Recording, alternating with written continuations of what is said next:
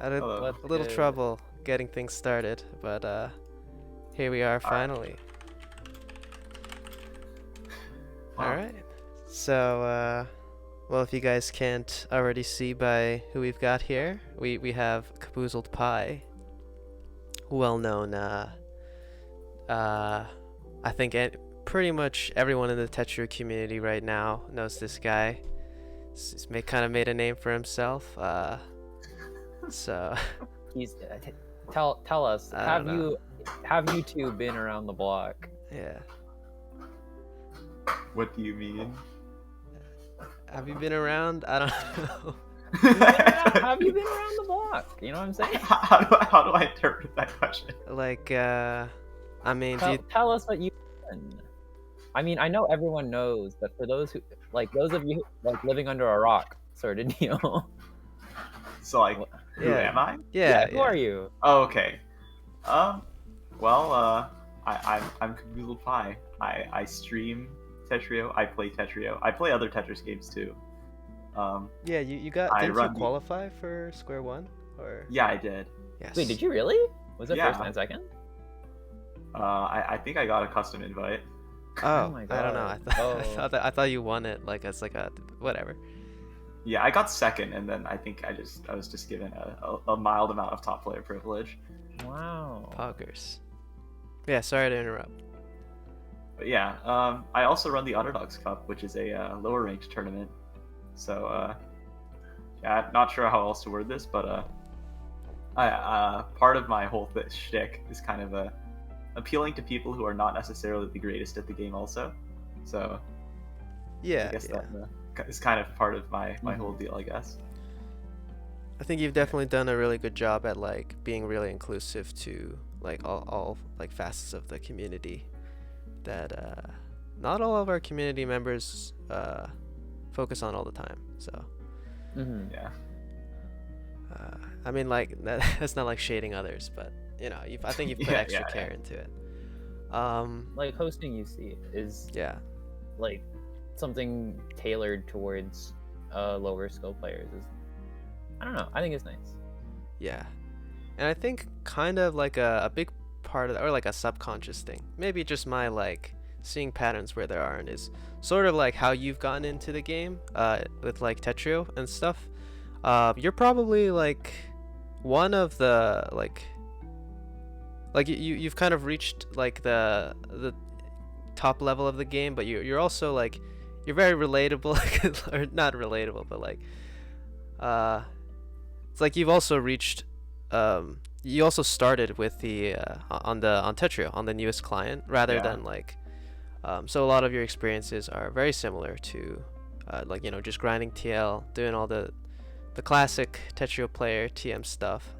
Tetris player TM. But like there's plenty of like really strong like people who started on Tetris nowadays, which I would name drop some, but I feel like I would just leave out people, and I don't know, but yeah, it's pretty wild like how many new good players are popping up here and there. But I think definitely you were probably the first to, I wouldn't say capitalize, but like to kind of present yourself to like a wider audience, and also like have a really like visual, like, or not visuals, but like people basically saw you like growing before their eyes, right? Like you were going like throughout all the ranks and like kind of blasting through. So yeah, I'm doing my best to segue into this first topic, but yeah, so like your journey through the game. I mean, you've told a little bit about like why you've gotten into Tetris before, but I guess if you wouldn't mind telling it again to people who might not know. Well, my how I got introduced into Tetris story is probably among the most unusual. So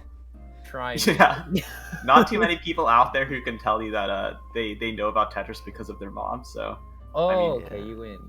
Yeah, exactly. I win automatically. So pretty much, yeah.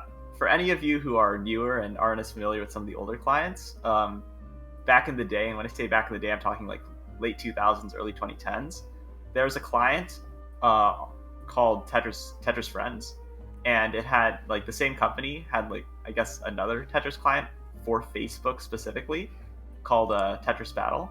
Yes. And of course, because it's Facebook, you can kind of guess how my mom would have found out. So yeah, that kind of became a thing. And I saw my mom play it a lot, and she kind of introduced me to the game. And after that, I didn't touch it for a while, but I got somewhat okay, I guess. Like the basic stacking fundamentals I kind of already had. So when I decided to pick up Tetris again, which I did through Worldwide Combos about 2 years ago. Yeah, this is like already, it's like a mom thing. Now it's off the rails. Worldwide Combos. It's too much. Yeah, you know, it really is quite something. Like I didn't even touch. I don't think I touched Gestress until after I touched Tetrio. Like, it was pretty peculiar for sure. So I tried Worldwide Combos, and I think the reason why I tried it was because I looked up like games similar to Tetris Battle, and yeah, Worldwide Combos is like kind of similar if you think about like the whole 2 minutes, like get as many KOs as you can sort of deal, which is how battles on Tetris Battle worked. So I kind of got into it that way. It's also how I got the really terrible default keybinds that I ended up having to change a couple months later. But yeah, that's kind of how I made my way in. I saw the Dormy and Wumbo videos that I'm sure we all know and love. Yeah. And that persuaded me to write an incredibly cringe Discord DM to Osk asking for access to the InfDev, and that's how we are where we are, I guess.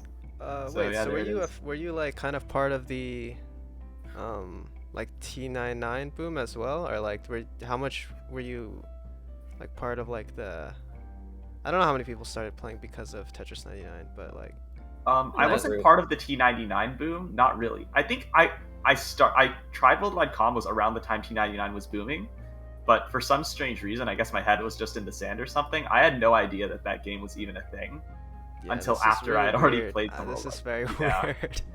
Yeah. I don't know. Didn't play Gestress, didn't know Tetris 99. What's up with this guy? Yeah. And like, how do I word this? It's not like I didn't play any T99. I did play some T99. If you really look, if you look back, I think one of Wumbo's videos actually has me in it, getting second place to him. So that's cool. Yeah, that was a while back. Lord. But you can probably see how I was in probably every respect complete newbie at that point, or at least something close. Yeah, so, yeah. But yeah. And then I guess the rest we'll probably get into like as we go through, but I guess on a more high level, then you kind of just, I guess you grinded TL, I don't know, and then streamed a bunch. Yeah, I mean, honestly, I think I remember being described as genetics pretty often, but what I find interesting is if you look at like the Tetra League leaderboards, and you look at like just purely the amount of Tetra League sets played, I think I'm probably top 10 most Tetra League sets played. I've played an absurd amount of Tetra League. Yes. So I just did the ranked grind. But yeah, so we'll get into that a little more in a bit, but I guess right now. So I'm sorry. Don't worry about it. But yeah, so you have improved very, very quickly, and I guess you've sort of said it yourself already, that you've been described as like the genetics TM kind of player, where it's like you just improved at a much faster rate than most people, like most people that pick up this game. And well, yeah, I mean, like, why don't you just give us your thoughts on like how improvement works? I mean, I can kind of guess from your description there that like, but I'll let you go ahead. Yeah, you know, I mean, I think it was a very good quote from an Osu player that I heard once, which is that play more is very surface level advice, but it applies in the majority of cases. And so I think like on a surface level, like if you randomly ask like, hey, what can I do to improve? The obvious answer is to play more. But I think if you're talking about like various factors that contribute to improvement, I think it goes a decent bit deeper than that. And I think, like at least for me personally, I think there's two main things that contributed to like my improvement. The first is that the way my mom played the game, which is probably how you'd expect most older people to play the game, is that she went for Tetris's only. Yeah. Right. And that seems like that's like an outdated playstyle, right? But I think it actually is really good fundamentally to start with that, right?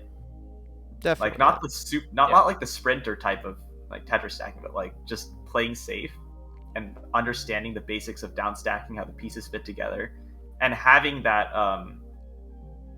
kind of having that like fundamental sort of stacking knowledge. Definitely. Yeah. You definitely want to have that up to par before you have your stick spin up to par. That I'll say that for sure.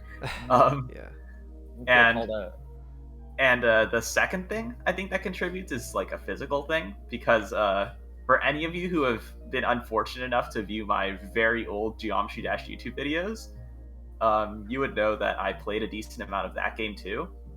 And for better or for worse, I kind of put my wrists to the limit in that game already.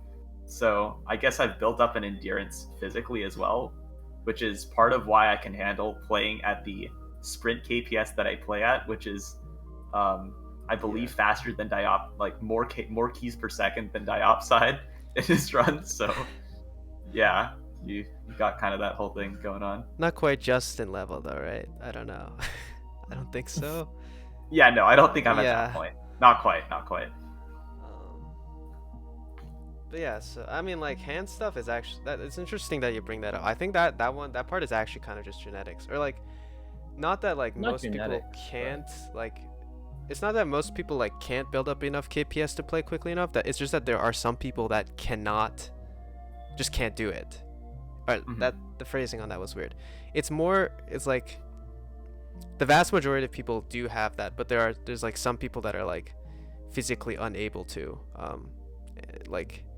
And it like, yeah, so if you like feel fine and like when you're playing Tetris normally, this doesn't apply to you, but like like there are like, I've seen it as well in like a lot of like, you know, other hand intensive games that like there's just kind of points where you can't really play any faster, because and you need to find like more ergonomic controls or whatever. Yeah, I agree, but I do remember hearing from like Firestorm is a good example of a player who mechanically, like just off the offensive style he plays at, you'd assume that his hands go at 1,000,000 miles an hour. But in actuality, he's mechanically one of the weaker players because he can't actually press keys all that fast. He's just kind of smart about how he does it. So I definitely think like you can certainly make it far with like limited ability to move your hands, I guess.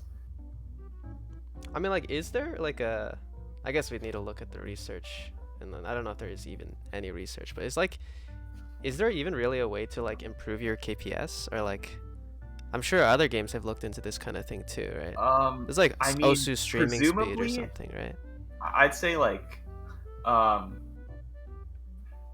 put it this way: if you could raise a child up like from birth to have high KPS, I'm sure you could do it.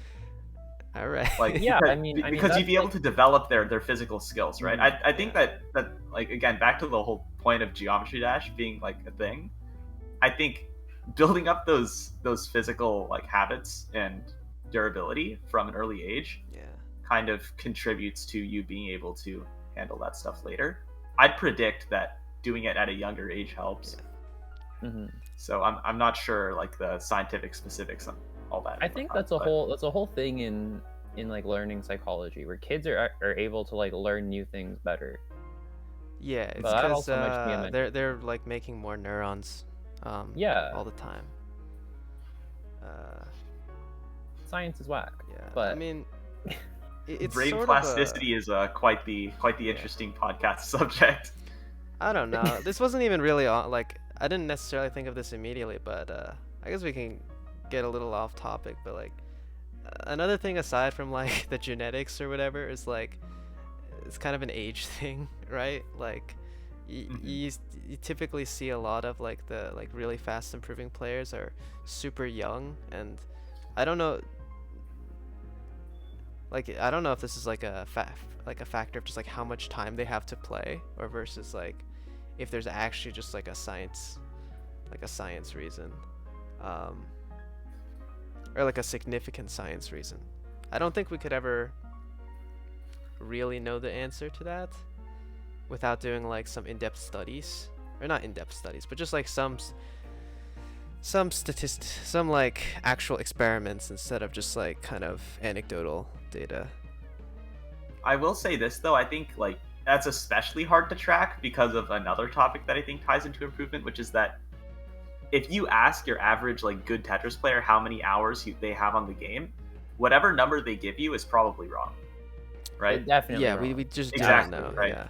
Like you genuinely do not know. Like whatever, like how do you put it? Like my Tetris profile officially lists that I have 800 hours, but if you actually like dig in and you realize that all of my unfinished blitz runs don't count, like that on its own is easily 100 more hours right there. So and like Gestress also doesn't. I think it doesn't count unfinished sprint runs. It doesn't count unfinished ultra. Yeah, it doesn't. Mhm. No. Stuff like that. I probably have a lot more hours on Gestress than it lists as well. And also like that's not even mentioning like splitting games too, right? Mm-hmm. But yeah, I mean like you basically have to like start with completely fresh players, and like kind of monitor their growth over, and like ask them to have tracking software or whatever. I don't know. Certainly would be an interesting case study though. Yeah. Little off topic, but yeah, I guess we can talk a little bit more. You kind of like hinted at it before, but there's definitely like better or worse ways to spend your time like learning the game. Oh, absolutely. 100%. And there are a lot of like little traps that beginner players typically fall into. Do you ever like you've kind of had like a straight shot to the top, but do you ever feel like there's been places where you have gotten stuck on like these typical places where you've gotten stuck, or like do you feel any ruts that you kind of wish that you hadn't fallen down? To be honest, I think the most significant ruts and improvement I've had have been also the most recent. I think like again, what I find is that oftentimes the biggest rut that like you'll keep falling into, like you think you're out of it and you fall into it again, is always going to be your basic stacking. Like that's always going to come back to get you eventually. Definitely. Like no matter how good your T-spins are, like who cares if you have like 200 block cheese if you can't upstack properly, right? Like yeah. Again, like that stuff will continue coming back at you. I'm kind of lucky to have had pretty good fundamentals for a while, but even then, like it was pretty recent that I realized that my stacking actually needs work. I think I mentioned this on one of my streams like a couple weeks back, but I kind of came to the realization that it was my stacking that needed help. So yeah, I mean like it's something I've also like kind of thought about. Like you can't really ever forget an exercise, I think, or like forget any aspect of your gameplay. Like eventually everything else will catch up, but you need to work on that thing that used to be like your strength again. But yeah, I mean, I guess like the eternal exercise is eternal for a reason, I guess, because it's just your yeah. stacking can always use the help, sort of deal. I think that exercise still isn't quite like perfect yet, but like I don't think there's a point in trying to make it super perfect, because well, this gets a little more off topic. But I don't think there's any one perfect like exercise sort of, but I will say that what was I going to say here? So when it comes to like stacking in particular, it's not so much like Tetris stacking, which is what I think the pitfall a lot of like beginners fall into, right? Because they're under the impression that if they can sprint, right? Like a lot of top players like to mention like, hey, you shouldn't be in ranked if you can't do 10 Tetris sprints, right? Yeah. But doing a 10 Tetris sprint is not hard, but maintaining a good stack, like that's actually difficult in the heat of the moment and everything. That's why I envy players like QMK, who just always seem to have a good stack, It's much more difficult than it seems, I'd say. Definitely. I don't know. I think like that eternal exercise thing, the QMK actually came up with the like I definitely just like poached that like with the idea, or I didn't poach it, but like I formalized the idea of like making sure that you can keep the board height low with the 10 Tetris sprint, and it does a pretty decent job of like it's a pretty decent measure of like was I able to like actually keep the board flat and clean, as opposed to just like getting 10 Tetrises by any means necessary. Yeah. But yeah, I mean, I think I definitely agree that that's definitely the most important thing. Like if you cannot do that, you can't play the game, pretty much. But yeah, I guess it wouldn't really have made sense for you to have improved as quickly as you did if you had gotten stuck on anything like this like early on. Yep. Like it's almost alarming, especially nowadays with the advent of like the aforementioned the stick spin, other like common carry openers like new DT loop and all that stuff. Yeah. I think I'm kind of lucky to have had my whole improvement arc more or less just before these became huge. Yeah. So I'm kind of fortunate, because like it's almost alarming like how often I see in VOD reviews and such that this player can T-spin, they can downstack, but they just can't they don't seem to understand how pieces fit together properly, you know? Yeah. And this happens at like U rank too. It's pretty. No, I think it's less about like basic stack. It's honestly just like a consistency thing. Like everyone can knows how to keep a basic stack past a certain point, or if they don't, they just need to practice. But it's just like being able to consistently see everything on the board and like like it's like a consistency thing, I feel like. You know, you're probably right. Yeah. But yeah, I mean, I guess the one kind of elephant in the room, your flesh and blood Xynix, maybe a big big culprit here with the improvement holes.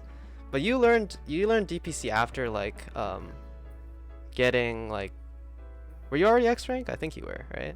Yeah, I was already X rank at the time I learned so DPC, you could pick it up a lot faster than like anybody else, and or like not anybody, like if you had tried to learn it, like it became kind of a fad for like the UC level players, right?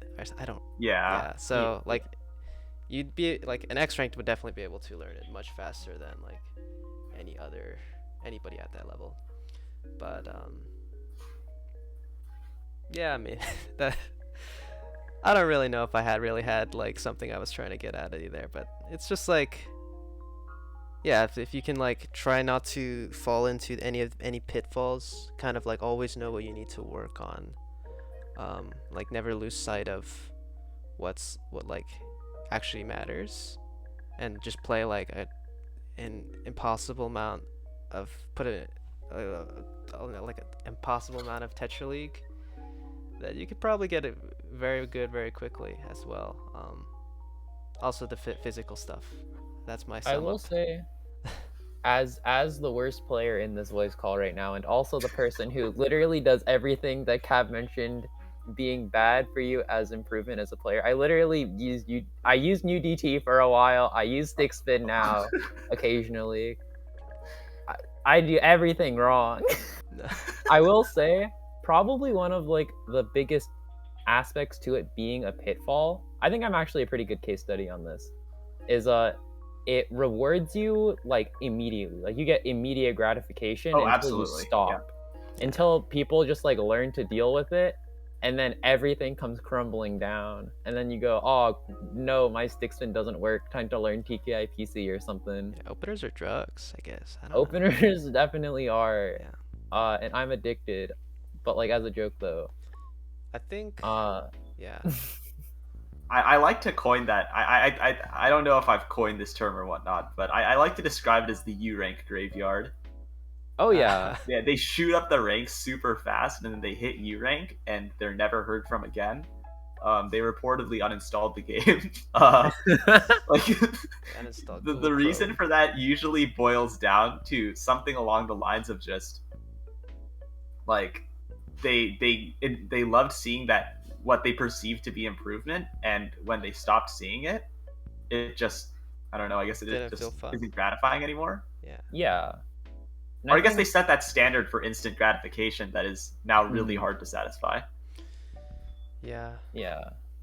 And I think when you get to U rank, or when you get to like, I don't know, like 20, 23.7 more or less, I'd say, is like when people like when you start playing against people who will have like gone through the trial by fire of losing against stick spin over and over and over again, such that they know how to deal with it, or they know how to deal with like BT loop or whatever opener crutch of choice that you've decided to use. For me, that was new DT, where it just stops working, and then the instant gratification stops coming in, and then they go, ugh, I'm not improving anymore. Why will I continue playing this game? That was almost me. Oh no. It's like really really rough as like someone who would really like get that instant gratification from like submarine killing someone 7 times in a row.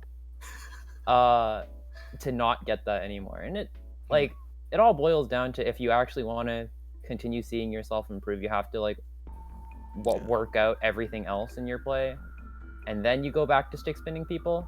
But now you stick spin with like better intention. You know what I'm saying? Yeah, but I think one of the biggest problems for these players, right? I think I mentioned this to Zynex multiple times, ultimately to no avail, mind you. But Oh, yeah, it's definitely true that the problem is like a lot of these players realize, okay, I have like fundamental issues, but they also don't want to lose their rank, right? But they Mhm. realize that unless they keep using that opener, there's absolutely no way that they can win at their rank, right? And so it dissuades them from trying to utilize their newer skills, because if they utilize those newer skills at the rank that they achieved with like whatever opener crutch they used, it just isn't enough, right? Mhm. Yeah. So, yeah. I guess I don't know.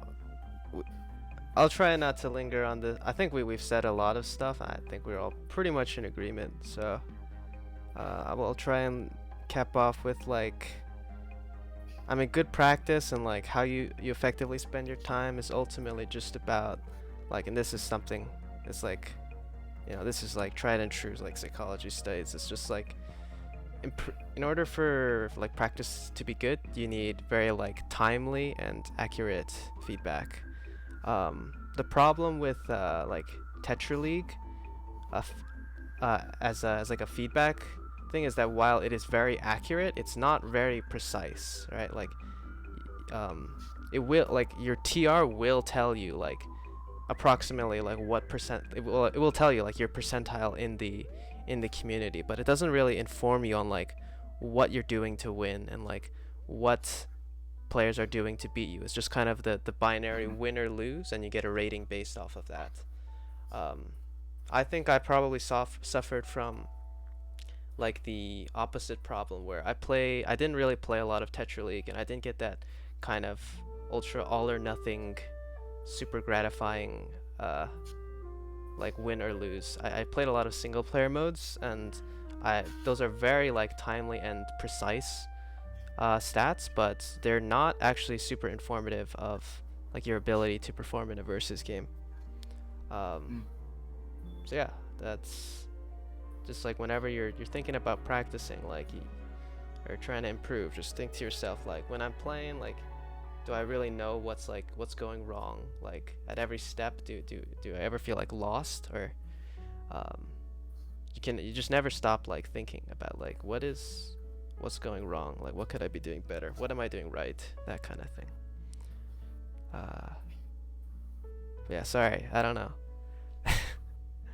I guess it wouldn't be a bad idea for me to kind of touch on the Honer games portion of that section, Oh yeah, no, you can. I'm just because yeah. yeah, I think a very common point that I see brought up by fans of the game Puyo Puyo Tetris is that that game teaches you good habits, and I think it kind of applies to all slow Tetris games, where Tetrio kind of promotes bad habits in a way sometimes, right? Mm-hmm. And by diversifying your Tetris playing pool, sort of, you can help to get rid of those issues.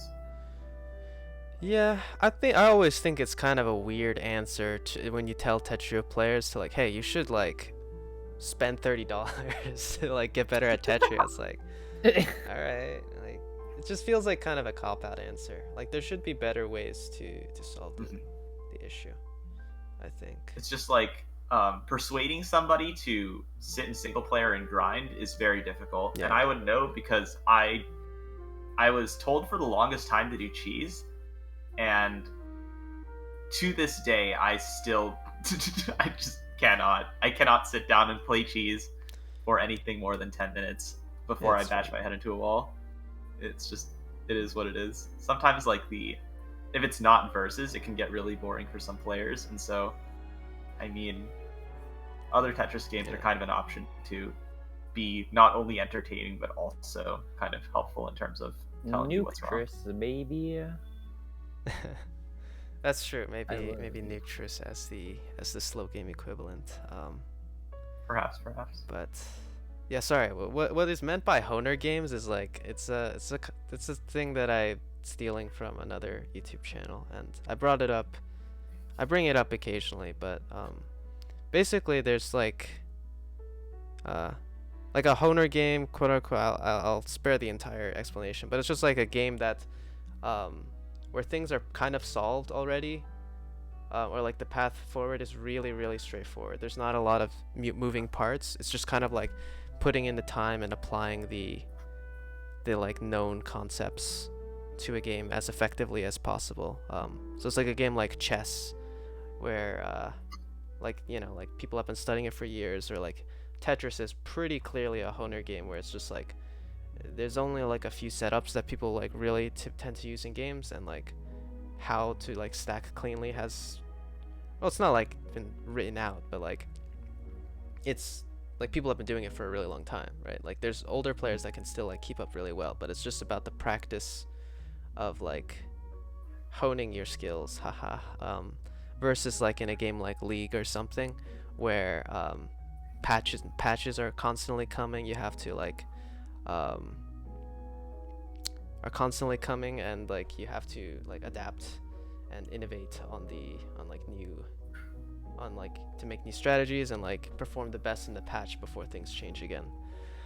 And I think like you've definitely like excelled at a lot of these like kind of Honer games, I would say. And like I know you also had a pretty fast improvement path with Osu, and kind of similar, right? You also just played a ton. And to be honest though, I can't. I don't think I'd like to use my Osu playing as a great example for improvement, because the way I played Osu was just playing like 30-second to 1 minute double time farm maps, just like obscene amounts of them.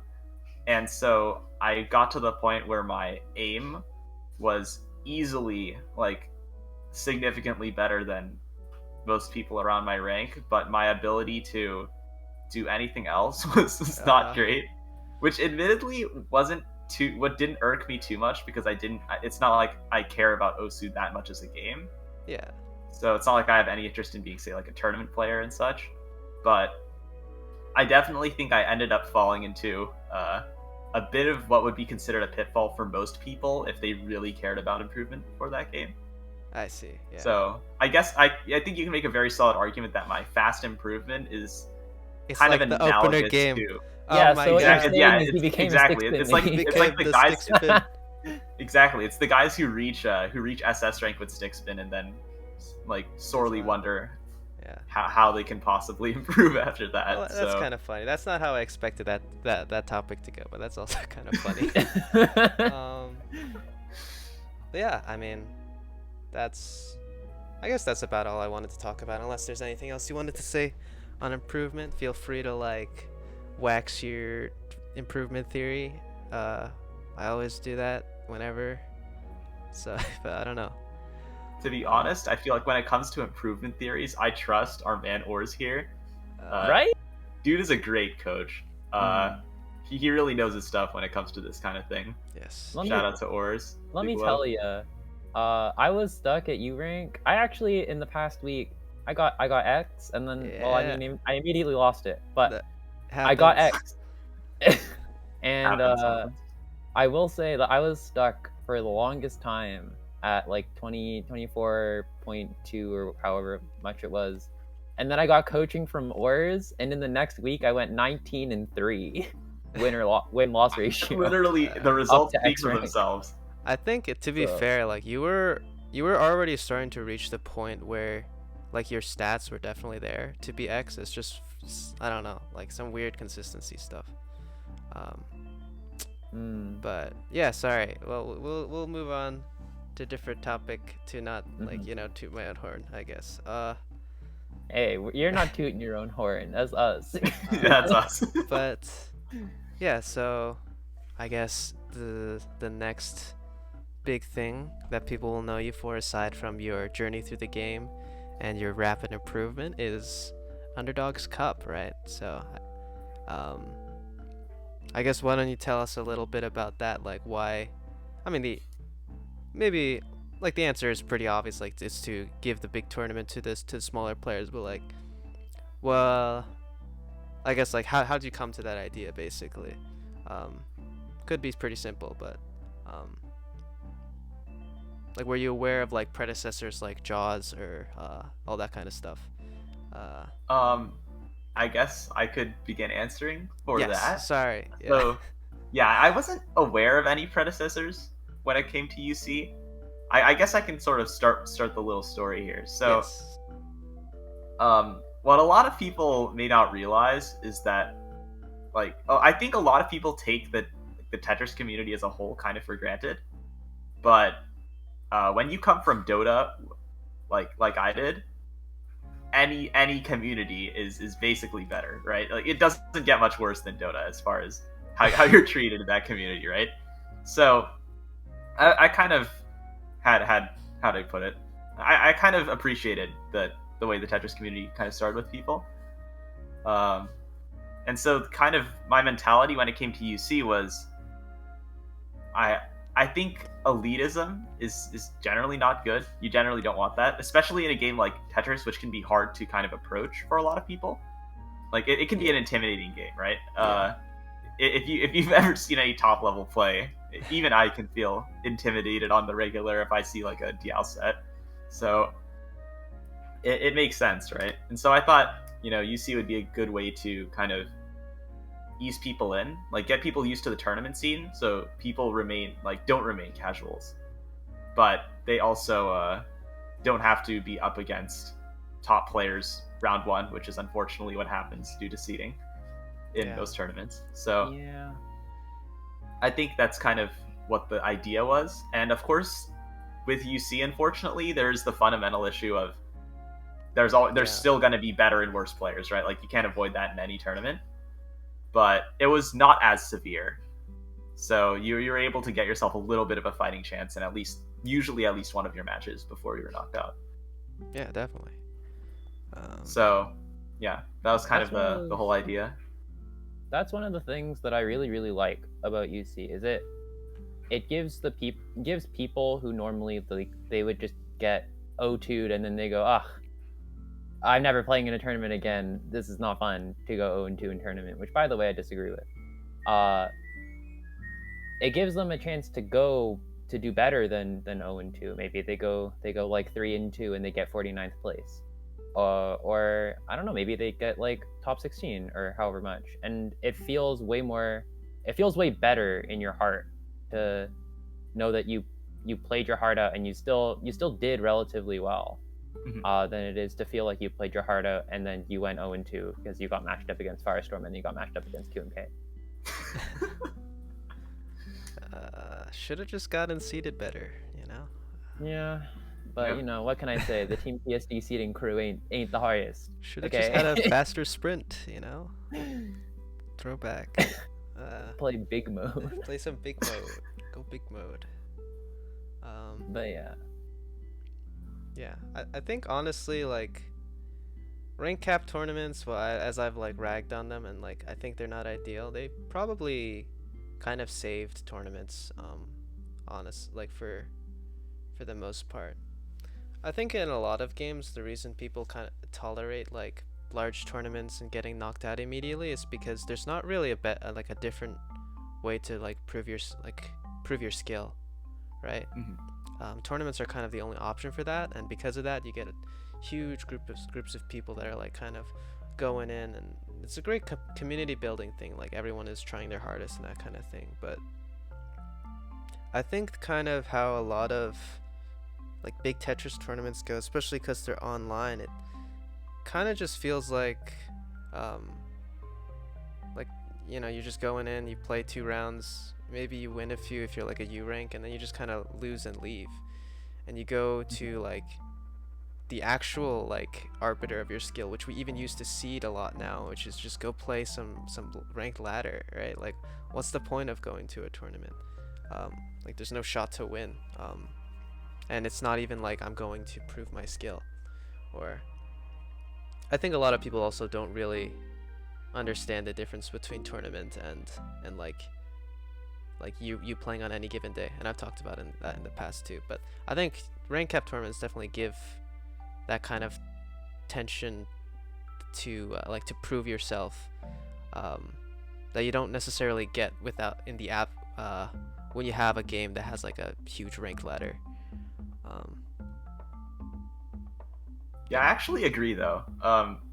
I've definitely mentioned this before to other people, but I think that playing in tournaments kind of gives you, like, how do I word this? If Tetra League is supposed to be like the good practice because like the good practical practice, tournaments are like even better, right? They're that turned up to 10 because kind of all the excuses go out the window when you do a tournament, right? You're kind of in a controlled environment and you just need to do whatever you can to win. It's very straightforward, but you try harder than you normally would, presumably. Yeah. And you also have to deal with the pressure and everything. So it's really a test, but it's also like, I'd say it's a test to those who believe that they'll win, I guess. Yeah. But to those who don't, it's kind of the best form of practice that I can conceivably think of. I think it's less about like believing you'll win and more like feeling like it matters, right? Like if you feel like the result of this match matters, then like it's really like motivating, right? Or puts a lot of pressure, and that's kind of like where that competitiveness is in a lot of different games. But it's a little absent in Tetris. It feels very impersonal, especially with how kind of like single player the game feels at times. It's just like, oh, I can't beat this guy right now. I need to just like grind and come back. You kind of feel like it's pretty clear who's gonna win, if there's like the margin for like you're not really sure who's gonna win a match between two players is like it's pretty thin. Yeah, you're definitely right. Like, in most games, like to get a solid predicted bracket is really hard, but in Tetris, usually, like, if you ask like 100 people who know about the game to guess what the bracket's gonna look like at the end of the tournament, they could get it pretty accurate. They definitely guess to like top 8. Not a lot of upset power in Tetris, I think. Or depends on like the level. I think you honestly see. You see like seeding upsets happen a lot more in like UC, I think. Now, to be fair, I think that's partially a consequence of the way UC's designed. We deliberately don't seed on rating, actually. That's a very calculated decision that we put a lot of thought into. Because in a lot of ways, rating is too accurate of a seeding for Underdogs Cup. Right? Yeah. We choose VS score because it needs to be mildly accurate, but if it's too accurate, then it gives the impression to players, right? Yeah. That they cannot reasonably win. Whereas if you like kind of mix up the matches a little bit, oftentimes the game feels a lot more winnable than Yeah. than it would otherwise be if you seeded based on something more reliable, I think. I think that feeds into that idea that UC is meant to be like this approachable thing, and for newer tournament participants, and I love that. Yes. Yeah, I guess that's pretty interesting. I didn't actually realize that you guys had put thought into that, but that was something I had thought about before when, um, like I saw a discussion once about like how accurate seeding, like how like we should kind of aim to have like as accurate of seeding as possible, but like it's kind of weird. Like if we had super accurate seeding, then like such that we know what the final bracket is going to look like, why do we even run why would you even run tournaments, right? Exactly. Like, yeah. And that's kind of a sliding scale. It's not like you should just like seed on like a coin toss, but Admittedly, coin toss seeding is incredibly entertaining, but True. Yeah, not what you'd want for something meant to be taken seriously, but you know. I miss Caden's Tetris tournament too, where if I remember correct, I might be remembering this wrong. Sodium Overdose like signed up late, so he got last seed, and then he just like tore through everyone until top 8. I mean, did he like he had to have lost like to a Jamba first round, right? Or like whoever was top seed. Yeah, something like that. And then, I think no, there was CZ in that tournament, right? CZ was there, Ajamba was there. Yeah. That was a weird tournament. Sometimes I think back to it and I go, huh, that tournament had like probably the 3 best players in the world at the time, and the commentary was done through a phone. It really makes me think. Here we are, you know. Yeah, I guess one last thing to touch on, I think, before we move on is like, we can kind of linger on this a bit, but like I'm not kind of the biggest guy in the Tetris community. I'm sort of a hermit, self-admittedly. But like how have you seen like the community change because of Underdogs Cup? Do you feel like I think there used to well, I won't really make too many statements. I think you and Renge and Caboozled have more to say on this. But yeah, like how has UC shaped our community, I guess? Definitely. I think when it comes to sort of community influence, I think the biggest is really that, how do I word this? We have a lot more up and comers than I think we otherwise would. I'd like to believe. This is not only because of UC though. I think we also sort of, or at least partially responsible for the reason why there's a lot of other rank cap events too. For those of you who are less familiar, like Puzzle Kingdom's Tetris Journey, they hold a different bracket for lower ranked players. I know Beyond the Stars, they hold like rank capped Latin American events. Yeah. And a lot of those all feed into the idea that a lot of like the big esports have minor leagues, right? And that's kind of what UC and the other rank cap tournaments provide. It's kind of a way for players who are trying to improve or like are serious about improving but aren't quite there to improve their skills. So I definitely think that a lot of the newer X ranks come from one of those events. So let's go, Renge. Let's go. Yeah, I mean, like there's definitely equivalents to UC in a lot of other games, and we even had one before this with like Jaws, and Taz is still running right now. I think they're going pretty strong, but I don't know. I think like it's like kind of like a really nice midpoint in your journey to like have some stakes, it's like to like have like a big spotlight and some stakes, I think, because like feels good. These like little amateur tournaments that a lot of like people barely know anything about them, right? In other games. So I feel like definitely, and also like kind of the sense of community and preparing for like an event like that, there's something in common aside from just because it's kind of hard to just talk about Tetris. Honestly, it's pretty hard to Yeah, just I talk about think, Tetris, but like though, admittedly, I think other games have the kind of the benefit of, like, I'll use Dota as an example just because I'm more familiar with it. Like, a big reason why people are attracted to some of the more minor tournaments, even if they're not necessarily the most like, lucrative or important, is just because of the appeal of like the idea of, oh, I could be a pro player, right? I could make it big. Tetris doesn't really have that as much, right? yeah, definitely. I mean, Which like is, I think, part Dota has of the why you need to have, yeah, they've got huge money in that game, whereas Tetris doesn't quite have that, which is probably part of why you kind of need a little bit higher stakes to kind of entice people, I guess. yeah. Yeah. I guess that about wraps it up. I mean, I really like seeing those like people like kind of like trash talking each other, like figuring out like who were kind of the people to beat. It's kind of fun to see, and you don't really. I think that kind of like tournament culture doesn't really exist outside of like this ultra top level for kind of our big tournaments. All right, it's cool. I also think it's cool.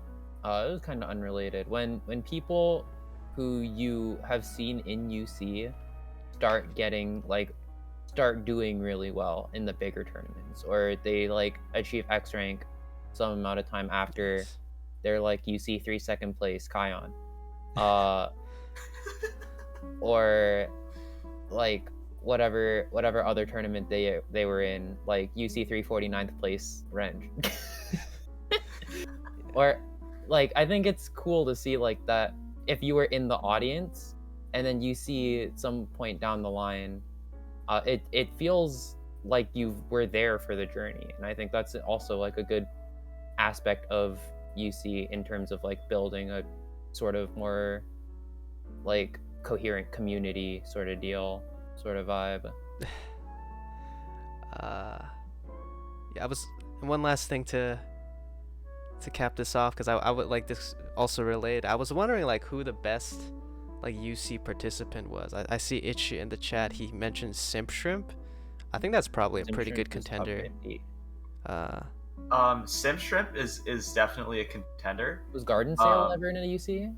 I'm not sure. I know My Life is a Circle was. Oh, you're right. Oh yeah. Yes, and Circle's really good nowadays. Yeah.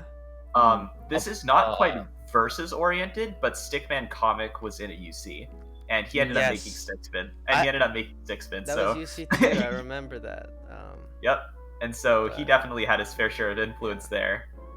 But I'm wondering like who's the first UC player to like top 8 at like a Tetris Cup or something. Probably Simp Shrimp. Probably gonna be Simp Shrimp, but yeah. Simp Shrimp got 13th at Tetris Cup last month. Actually, didn't Circle get top 8 at Jester's Cup? What? Yeah, but Circle also like got hella. He got saved by bracket luck because other things happened, and also I did the bracket really poorly. But that's besides the point. I could top 8 at a Jester's Cup then. I don't know. Yeah, that's crazy. You might. No, I believe in Ors. I don't know. I play Circle. We go about even. Oh, that's interesting. Who else is really good now? Briolatos is really good. He's like top 130 or something. I was looking at the leaderboards the other day and I was like, damn. I used to go even with that guy. Good people. I think. I don't think they're like known to like everyone in the community.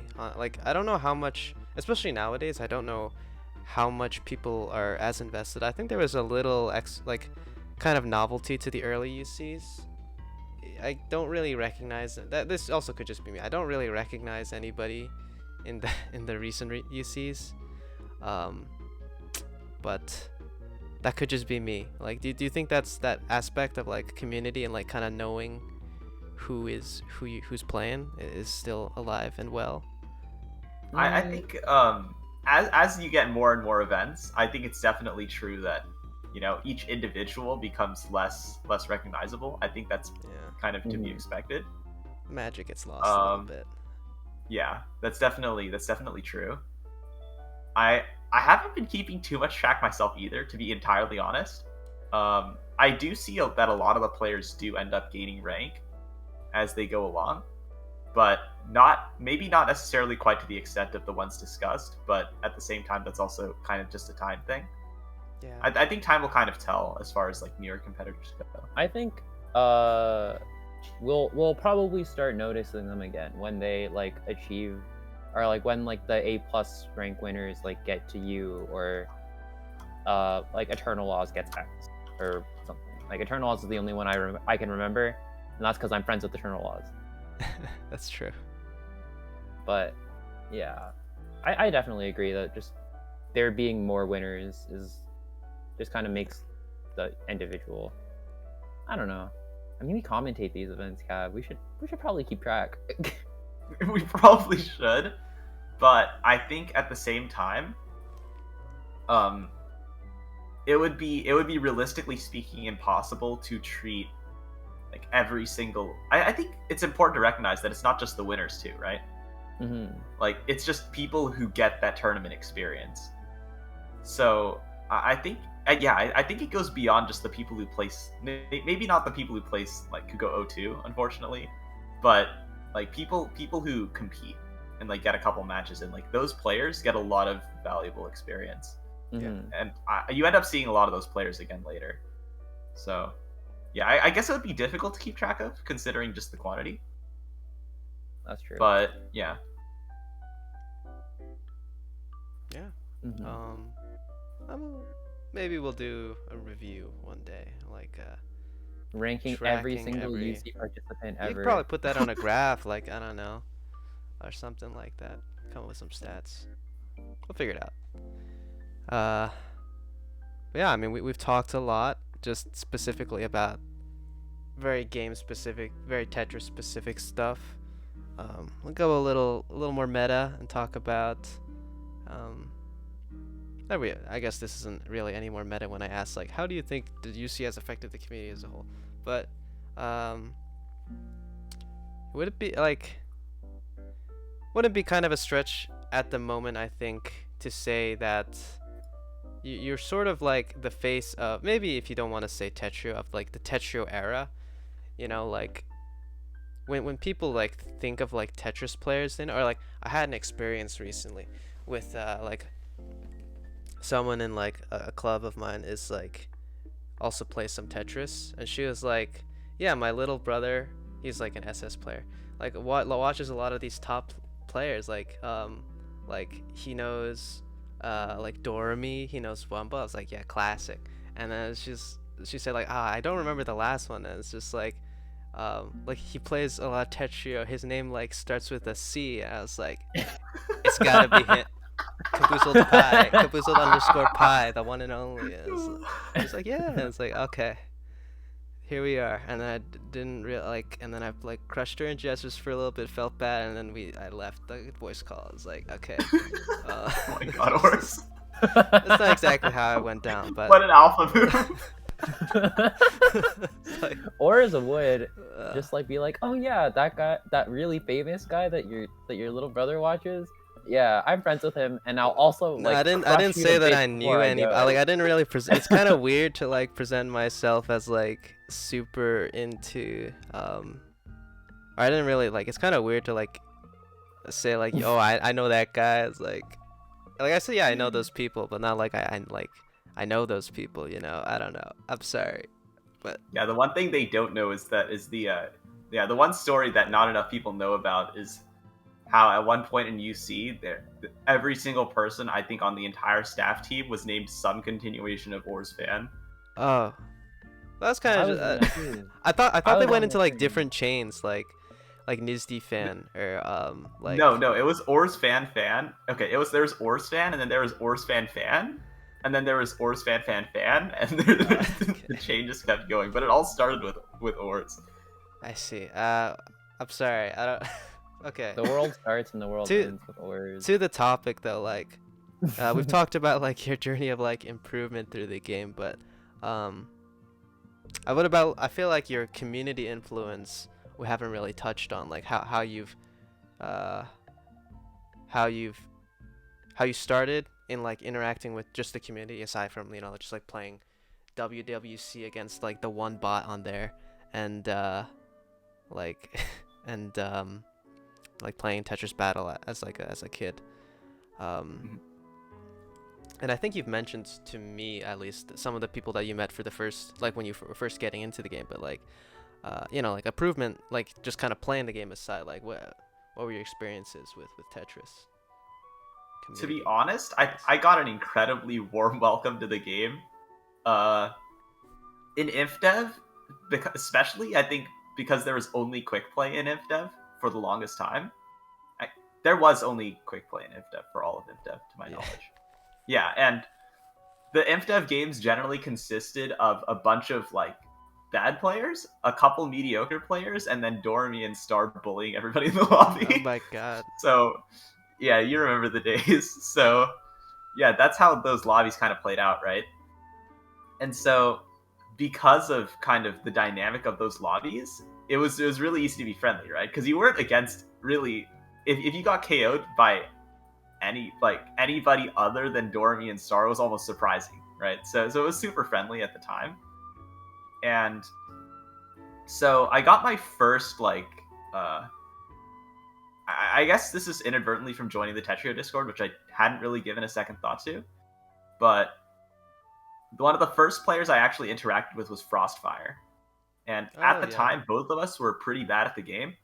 But yeah, Frostfire invited me to play some. I lost by a pretty wide margin, mind you. But it was that was fun. And then I also played a little bit with Alfgrade, who to this day is, I think, in my humble opinion, one of the nicest people in the whole community. Okay, dude is great.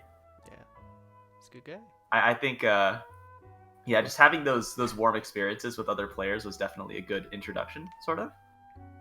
And so I didn't really know about anything negative about the community until much, much, much later. So I pretty much had a very, very nice introduction, sort of. Yeah. I mean you say that like you started UC to like avoid like elitism from being a thing, but like I guess like did you really experience any like elitism with the Tetris community or um Um, maybe later on, but later on, probably, to a mild extent. But even then, you have to also remember that all of this is being put in the perspective of Dota, which is a really high bar to hit as far as like treating bad players poorly. yeah. Um, I don't think it gets much worse than that. So it I think it was more of a preventative measure, to be honest, Yeah. because I didn't want, like, selfish as it may be, I that's not kind of what I wanted the community to be like.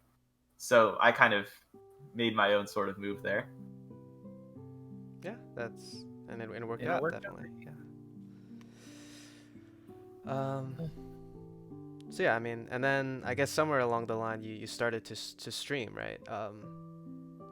eh, I don't know.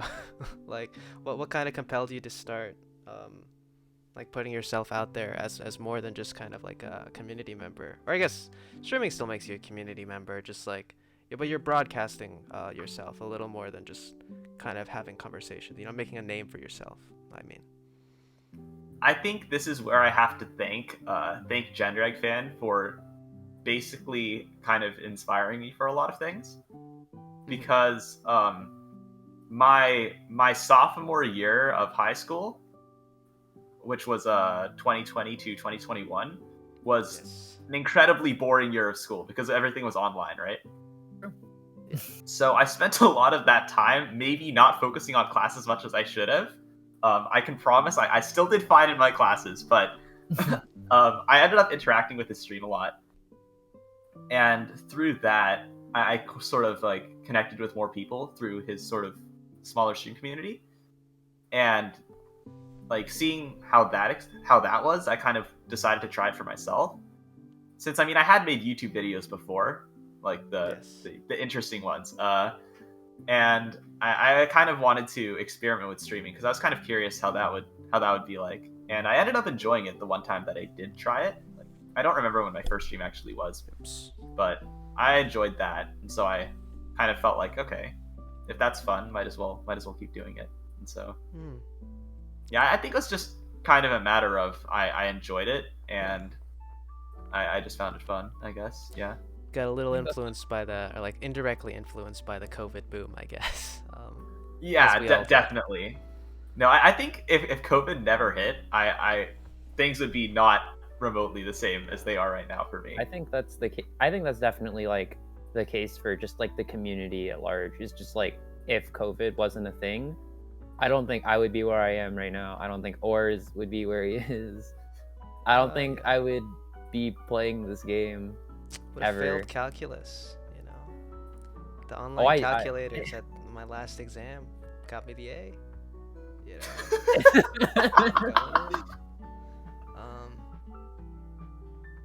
But yeah, I mean, I guess we'll go a little out of order. I think the thing with streaming, or like how I feel like a lot of people like got more interested in streaming, it's sort of in a kind of a weird sense. Like people stream kind of just for their friends, right? Or at least to start out with, or like. But the difference between like, oh yeah, sorry. Yeah, I don't think that quite applies to me though. Yeah. I kind of just stream for the hell of it. I do know like people in person who have streamed just like to interact with friends, but I definitely took a bit of a different approach, I suppose. Maybe I'm finding the wrong wording for this, but maybe less like for your friends, but like to interact with the community. But the difference between like streaming and like doing like a Discord screen share and like a voice call, which admittedly are kind of rare in the Tetris community, right? But the difference between that and streaming is that with streaming you kind of get to like hold the talking stick, you know. Like, and I think that's pretty appealing, I'm not gonna lie. Like, that's honestly probably one of the reasons I liked I like streaming, but I also really dislike the fact that I like that is a motivator for streaming for me. But that's just like a me thing. But what I will say is that like that is kind of the vast majority of content that people in the Tetris community are putting out, and like we're influencing each other to do it now. It's just like kind of streaming, and like whenever we do things, it seems like Twitch is in mind first, right? We don't really have a large or as large of a YouTube presence as we do on on Twitch, right? Is that fair? Like we took all of the unique. Yeah, that's definitely accurate. Yeah, and I wonder how much of a good thing that is, basically. I think, to be honest, if I give my personal opinion on this, I think, at least for a gaming community at large, you definitely want to diversify. Like every single social media outlet, I feel like has its own individual benefits, which is why people use it at all. Like Twitter is good because you can reach like a large amount of people really quickly, right? Yeah. And then stuff like YouTube is good because you can spread your name easily and engage people with a topic. And then Twitch is good because you can actually communicate more directly with those people. So like they all have their own advantages. I don't necessarily consider it a positive that we're very sort of Twitch focused at the moment. But at the same time, it's kind of hard to reasonably expect like community leaders and such to put more stuff on YouTube. I know Moose has been trying to get more of a Twitch presence. So I don't know. We'll have to see how that kind of plays out as time goes along. Yeah. I mean, there's like TikTok is also something that I've definitely like thought about. Because I think TikTok is like a very I don't know, looks good as an avenue for maybe like expanding the community to new people, which is definitely something that I think the Tetris community tends to struggle with, is getting new people in. Yeah. But maybe that'll come. Maybe that'll be coming soon, sort of deal. And so I guess the lead in to this is like, have you ever thought about doing like more?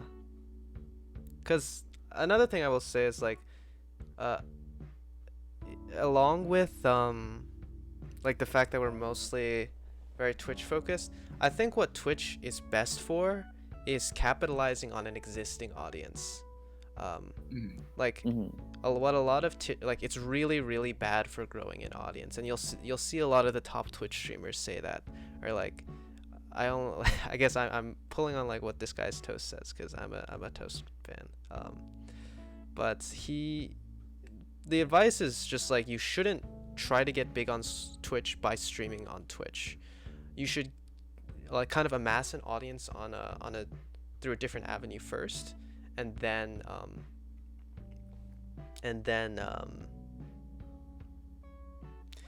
like and then stream, like so you can kind of like have the audience there first, and like because the way like Twitch organizes like the like the streamers on the page is like viewers first, right? You can't really build momentum without having any to begin with. That's definitely true. Yeah, like it. How do I put it?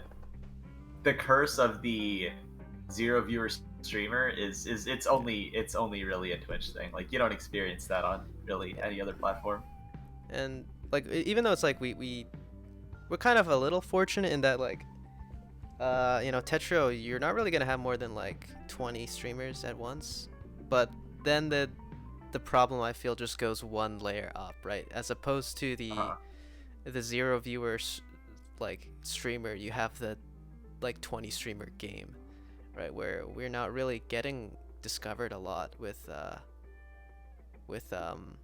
on Twitch as a game, right? As a community. Like the lucky events that we get occasionally where like a large streamer decides to try out the game, or like shout out to Rubber Ross who rated Renge here pretty recently. You guys were both there for that, right? We sure were. We were in a VC before that happened. But yeah, stuff like that doesn't happen super often, and I think when it does, it's like so important to just like try to hold as many people as possible. Yeah. But it's just like hard to hold on to that in that. Oh yeah. Because Twitch is just, I feel like it's so like impermanent and so like fast moving, right? Like I make a Twitch stream, like I've entertained people for 1 hour, or if I stream 1 hour, like I've entertained people for 1 hour and that's it, right? Like I'm done. That 1 hour is all of the entertainment that people will get out of that 1 hour of my work, of my time. Work is kind of not it, but like when you put out a 2-minute YouTube video, if that 2-minute YouTube video gets 1,000 views, it's already like wait, the math, like 300 times more. Actually that's kind of non-equivalent. Like if I don't know, but basically like that those 2 minutes can be viewed in an infinite amount of times, as opposed to like a stream VOD, which overall it's like harder to rewatch stream VODs unless you save them to like a platform like, again, YouTube, and like stuff on Twitch isn't really meant to last, right? It's harder in that way content to like funnel people towards our community, or let people see what our community is like, or like we can't really save the best parts because of how Twitch centric we are, I guess. But yeah, sorry. I think there's definitely truth to that. I do think one of the problems is that YouTube is, how do you put it? Twitch is very kind of passive sometimes. As in, you don't have to work very hard. Like, okay, no, I don't think that's true.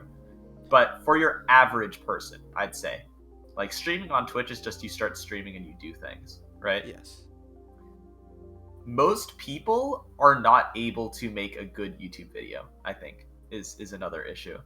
Or at least they're not going to bother to learn the skills to make a good YouTube video. It just takes effort, Yeah, it takes effort that um, a lot of the people in the Tetris community who are like younger, right, simply won't bother to put in. Like if you asked me as an example, right, like, oh, you should upload more to YouTube, I would say I would if I didn't have this final that happens tomorrow, right? Like Yeah. there's no way I would reasonably prioritize like uploading videos to YouTube over other things, which I think is its own Yeah. problem entirely. I think for you, like, you do dedicate a lot of time to stream. I'm not like asking you to like stop streaming, but like you dedicate a lot of time to streaming. That like, if someone like even who had like your like school schedule, which I'm assuming is like probably on the above average end, like if you have like an hour ish, 2 hours ish a day, every other day to like work on a YouTube video, right? You can make some stuff like at least like a video every month. Um, and a lot of them So would be admittedly, bad at I'm first, not but necessarily I'm not necessarily sure that a month would necessarily cut it.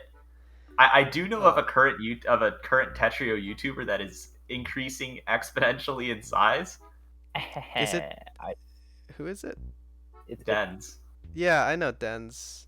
Yeah, Dens is going off on YouTube at the moment. I think Do you it know? would be incomplete to discuss this topic without mentioning them. Yeah, this is another part. Like, I mean, wait. So do you know Dens? Is he like? I don't know who Yeah, that I guy do is. actually. Okay, I'm sorry, He was but a yeah, pretty he does get regular on my. viewer on my he's a pretty regular viewer on my Twitch channel actually. That's nice. But yeah, it's pretty wild, like just the sheer speed of growth. Yes, I think he But I kind think of it's like wrote an also algorithm, like he wrote the algorithm a bit, and like now every Tetris player's like recommendations will have him. yeah, but I think like in a way, I think it's kind of hope that sort of it is like there are indeed people who will watch if you just kind of put out the right kinds of content, sort of. Yeah. I don't know. There's a few things I want to touch on, but I mean, the first being, I guess I'll start. Like, I think as many people as like, I think the term for like what you were describing before with streaming being, lower effort, it's more like lower inertia to start. I think the vast I majority agree. of streamers on like Tetris streamers or like even myself are pretty bad at streaming, right?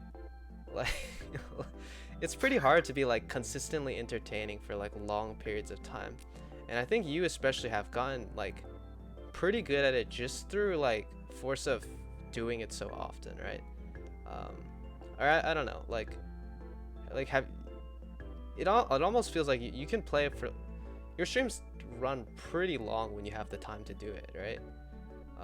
I mean, I go for the same 2 hours pretty much every single day, so I'm so sorry. it doesn't. Maybe. Yeah, it goes 2 hours. long for tournaments actually. My Yeah. one exception is tournaments because they're on weekends and I want to like get all my matches shown. But yeah, I generally stream for the consistent 2 hours. But yeah, I mean, like like a lot of streamers I think suffer from like burnout and stuff from like doing a lot of I guess you don't really grind streaming. I mean, you're a partner and stuff, but like what's well, along with like the impermanence of like things and like I'm trying to wait, let me gather myself, sorry. um like is streaming ever like super tiring? I guess you don't do you yeah, like has your relationship with streaming changed at all as you've kind of grown? I'll just phrase it more vaguely. Yes and no. I don't know. That's kind of hard to answer. But to be honest, I think the greatest decision I ever made with streaming has to have just been deciding that 2 hours every day is where I cut it. Yeah. Because, like, at the end of the day, right?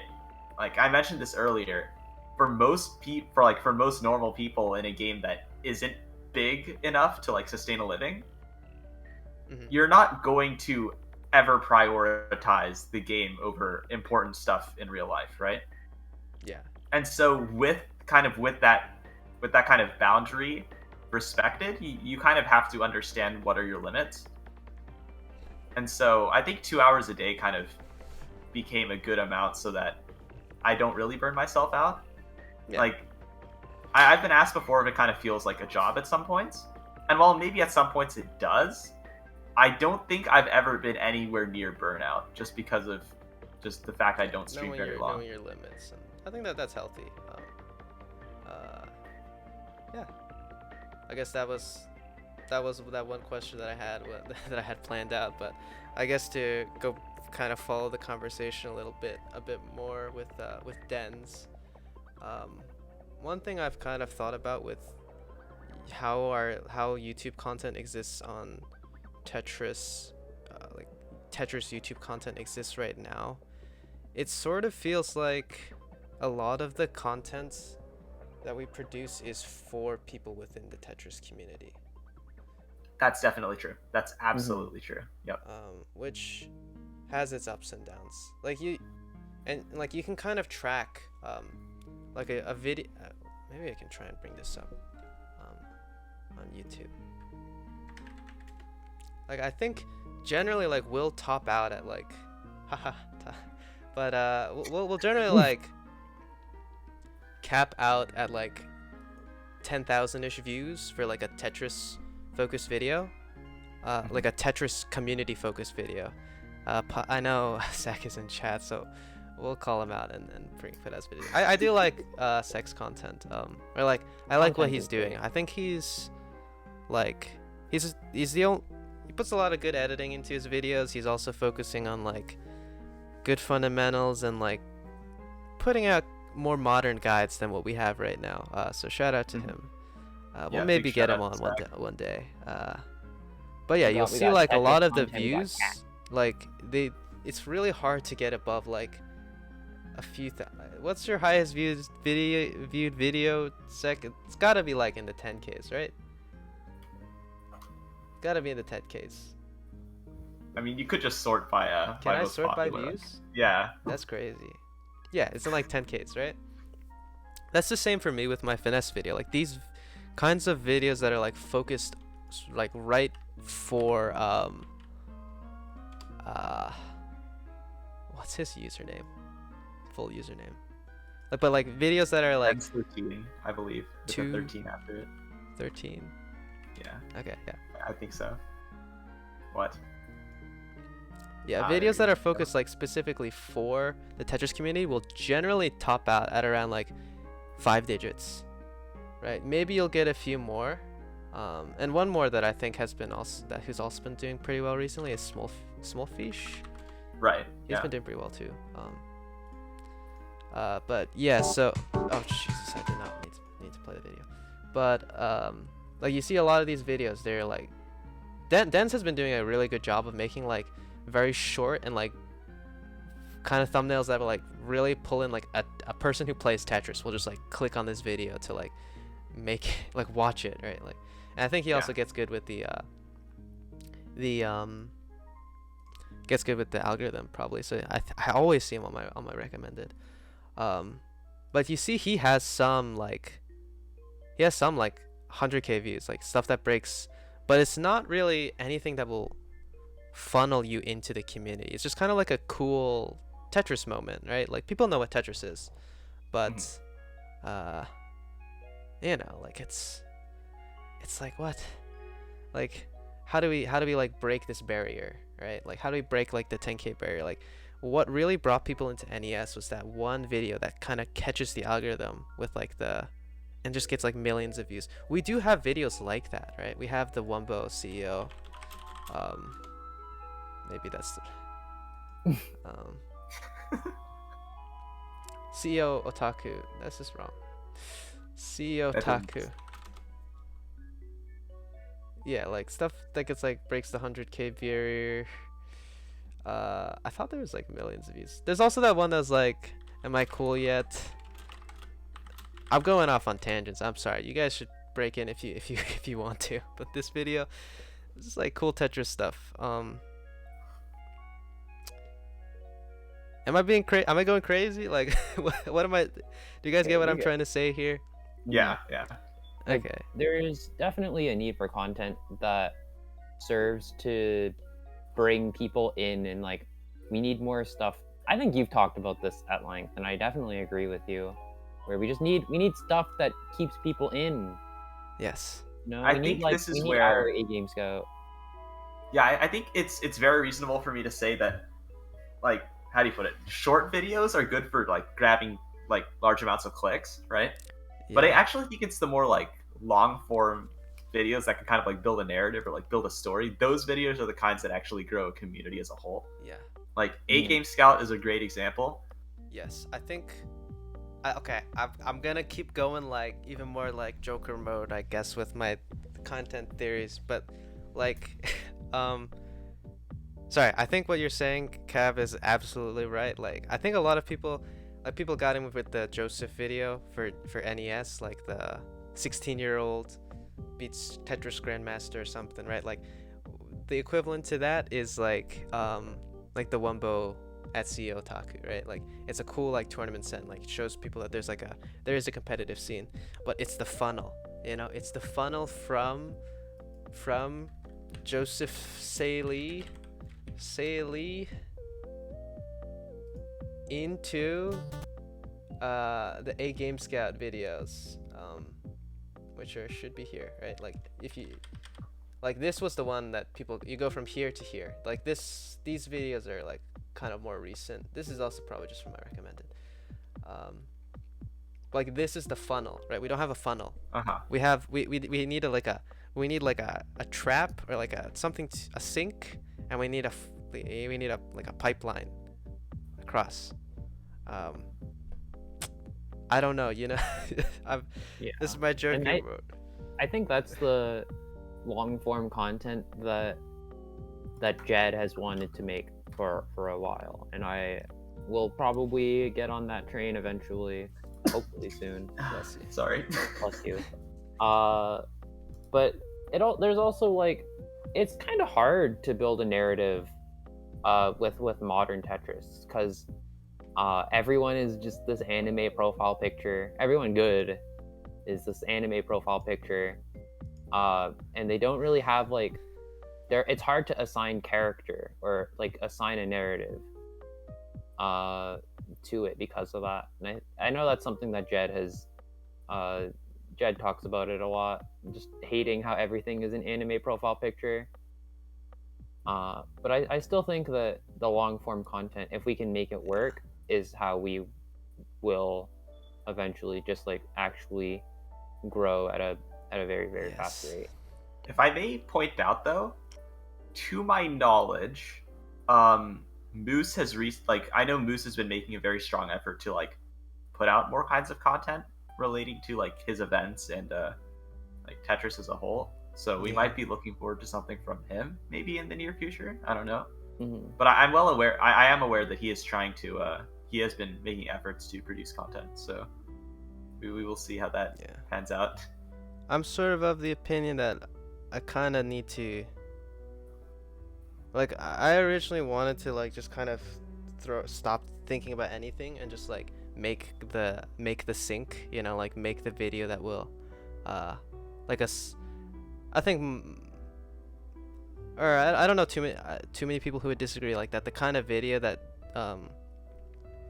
like you can get people to care about a niche topic with is generally like the summoning style kind of mini doc videos, but like I was thinking about like not really caring about doing any of that and like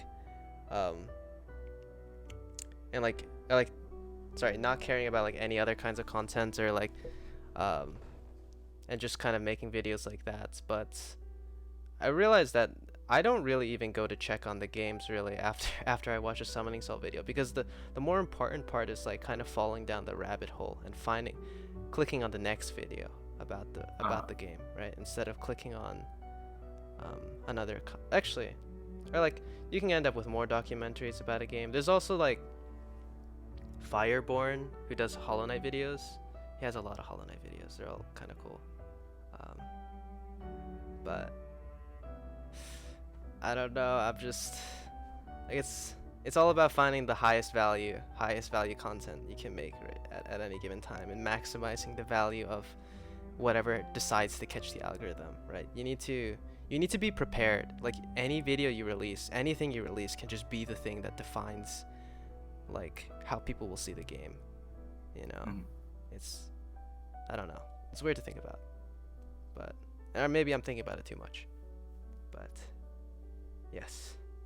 I definitely do agree, though. Documentary style videos are really, really good for pulling people in.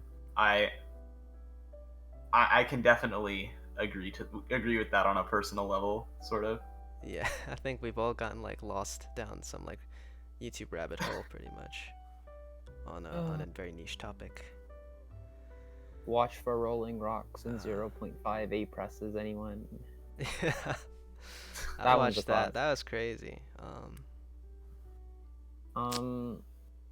Yeah. I don't know. Long form content. It's also just hard to make. It just needs one practice, thing. I think. I think it's not that hard. It just needs practice. Just like Tetris. Yeah, you tell them. Yeah. Any closing thoughts, Cab? I think, like, kind of, the moral of the story, sort of, at least as far as right now, is just we're very much a growing community, right? Mm-hmm. And definitely part of our appeal, just based off OSC statistics alone, is that like students play it on school Chromebooks, right? Like that, like whether we like it or not, that's obviously a thing, right? I think the real kind of jump that needs to be made is from Chromebook playing to something that is actually taken as a game that people actually dedicate their time to, right? Mm-hmm. Like there's, how do you put it? Right now, to your players. average person, there isn't necessarily all that much distinguishing like the Tetra League leaderboards to the slope leaderboards. You see, right? That kind of general concept. And so I think that's kind of the gap that needs to be bridged as far as like content for Tetris goes. Those Chromebook kids need to become kids who play Tetris on their home computers too. Yeah. Absolutely. Mm-hmm. And honestly, I think Alright, I think okay, sorry. Sek is in the chat and he's telling me to, I think he's trying to get me to plug. He's going to make a video talking about I think Cav, you're a part of it too, like talking about like what separates the different, like a casual player from like a competitive, and like how they raise up the ranks, right? I watched that too. But it's not out yet, I don't think. So you guys should look forward to that. What was I saying? But yeah, wait, what were we talking about? Video games. The Ludwig thing. Oh, I don't want to get into that quite yet, but No? Okay. Wait, can one of you please tell me what we were just talking about? Sex video. No, the before that. Oh my god. What? What were you talking about before I said something? I'm so sorry. Cab, do you remember? Oh my god. We were discussing content and how that leads. Chromebook Oh, kids. Chromebook kids. Chromebook Yes, kids. sorry. and Okay. Content. Now I remember my train of thought now.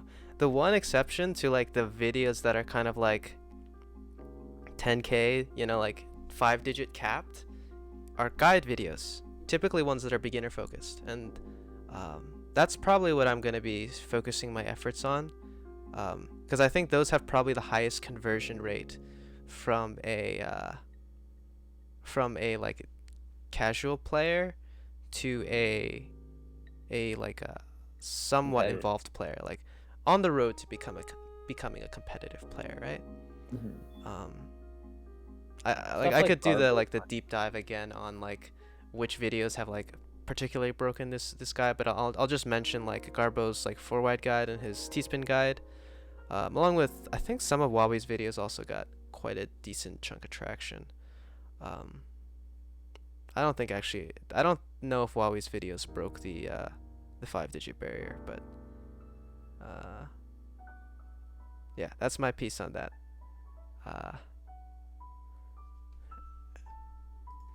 Sorry. Yeah, that's. Well, I mean, yeah, I think that kind of sums it up. there's definitely a lot of room for the game to grow, I think. Yes. And I think the good news is sort of that it is as is, right? Like Yeah. the game continues to expand, so it's just kind of a matter of seeing how far we can push it, right? Yeah. So Definitely. yeah, Mhm. we'll have to see, I guess. All right. I think the last thing that I mean, we've already also kind of gone through the streaming thing. This is kind of the one thing that maybe doesn't make sense uh, on the rest with the. Let me like give some context to what this means. And it also has to do with touching again. It has like a Cab as technically like the face, quote unquote, of Tetra. I think most people would associate you with the game, and you're for the most part the most recognizable and active like community figure, right? Is that fair to say? Uh I think okay, recognizable and active kind of depends on the perspective you take. I feel like if you're within the community, I think I might agree.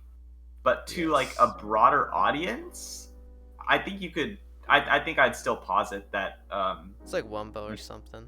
yeah, like Wumbo Wumbo or or Dormy, Dormy kind of but videos definitely still like Mhm. pose more of Yeah. a social media kind of popularity sort of thing. Yeah. Tetris 99 to the beat. But I think you have a pretty good case for like being an ambassador to the community, I guess. So I heard through the grapevine. I didn't hear this clip myself, but what this means is do you guys know Ludwig, Like Many the the streamer. do. streamer guy? Yeah, he does this series called like Bros versus Pros, where he like showcases a like a speedrun game or like a some kind of game where like a pro will kind of challenge them with like a lopsided game. Like he did it with Valorant. He did it with like I think Minecraft speedrunning. Odyssey? Um, He did with Odyssey. Odyssey. Yeah, he did with Small Ant, right? Mhm. And obviously Melee because I think Ludwig has Melee roots. He did it with Mango, but it's just like that kind of thing. Like he's showcasing. I think they also did Trackmania with Virtual, and that's probably on the niche side. Even though Virtual is kind of the content guy for Trackmania and has that game has its own fans as well. But I think Ludwig did express interest in doing it with Tetris, and that's where the tie-in is. I don't know if you've already been notified of this.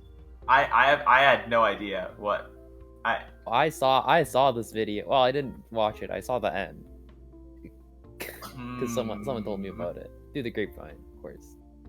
Okay, that is actually very intriguing.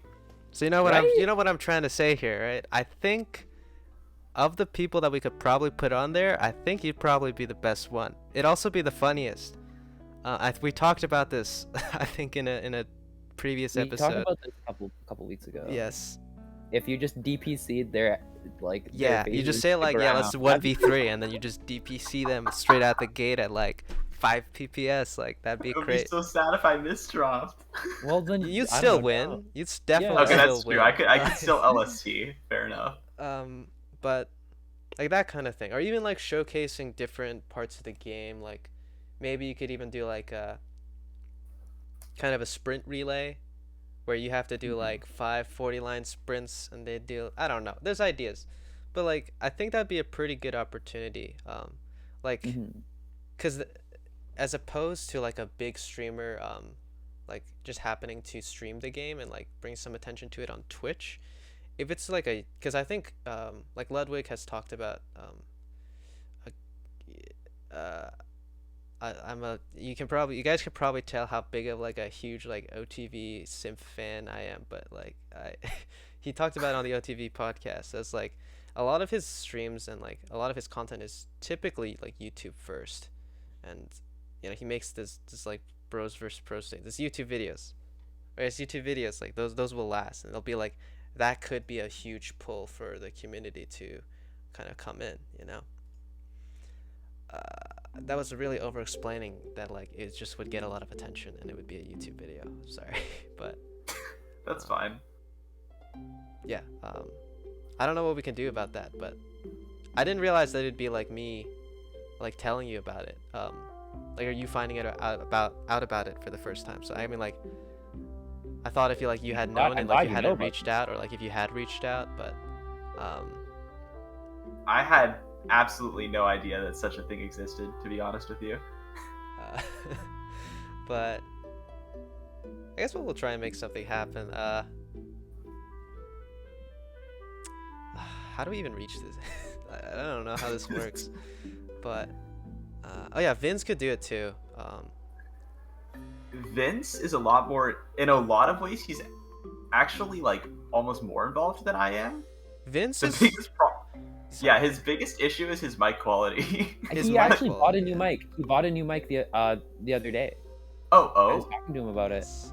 Yeah, he said after that Rubber Ross thing, they bought him a microphone, or he used the winnings from that weird All-Star thing, he just bought a new microphone with the money. Good for him. Yeah, Let's I go. really have. Vince is like the curb stomper. I feel like there's so many videos of him just like He just online joins- of he just him like saying like, oh, the #1 Tetra League player just like joined my lobby and he's or, like, you know, like Yeah, he that's is how kind he's of the trying to- curb stomper in the community. But I don't know. As for who it would be, I'm not sure who would be like quote unquote like. There's no best pick, right? It just needs to be someone. But uh-huh. anyone who like cares to do it and like I think I don't the know. difference is that you have probably a larger like social media presence than him, right? Like you're a Twitch partner and stuff. So that's why I think you might have a better shot. But I'm not quite sure how that would work out, right? I don't know. Okay, that is news to me though. That It's is just stuff to very think much about. Yeah, news to I me. thought it'd be something like you could tell us how you reached out and maybe he ghosted you, or like why you might have thought it wasn't think- the best idea. But like I don't. I don't think know. Team TSD tried to reach out a little while ago, and then we got ghosted. I don't know then. Hmm. I think that I might honestly be like Mandela affecting myself, but We should check on think that. We should really check on that. you should. Maybe you could ask Zoo to ask him. That'd be really weird. I don't think that would work. Yeah. Yes, that's what we're. Sorry, this is for Alex. Yes, that's what I'm saying. He mentioned it by name, right? But yes, I think that's a It's a decent place to stop. Right? decent place to stop. I guess we can. If there's anybody in chat who has a question or anything to say, now's the last time. I would really like for Yeah, one book for could that, work too. Yeah. just like bros versus pros, Tetris. I don't know, things happening that could increase the size of the community, or help having us reach out to people who don't know about the game. That's all stuff that's the stuff of dreams right there. You know what I'm saying? Yes. Well, thanks for having me Yes. though. Yeah. Fun Word. podcast, I suppose. Maybe we'll even have you back one day. Yeah. Okay. We were honestly worried about like running out of people to, or I think Renge was worried about like running out of people to interview, but like we're kinda like I feel like we kind of have a lot of people that we could ask. We're just kind of like we just kind of need to ask. I think a lot more people than I thought are actually kind of down. Mm-hmm. I think especially like top players. Shoot, I didn't really fit in. There's like a lot of stuff I wanted to talk with you about, and I think we covered like most of the parts I really wanted to talk about. But I ended up having to leave out like I guess like top player dynamics, that kind of stuff. But I see. I'm sorry. Hey, it's just more You're content. still a top player, but I'll ask other people about this too. All right. But Yeah. I think most of the people in chat are just no real like super good like topics we can bite onto, and we've been running pretty long anyway. It's 2 a.m. for me. Oh no. But yeah, thanks everybody for watching, and goodbye. Bye Have a YouTube good one, as well. everyone. Bye bye.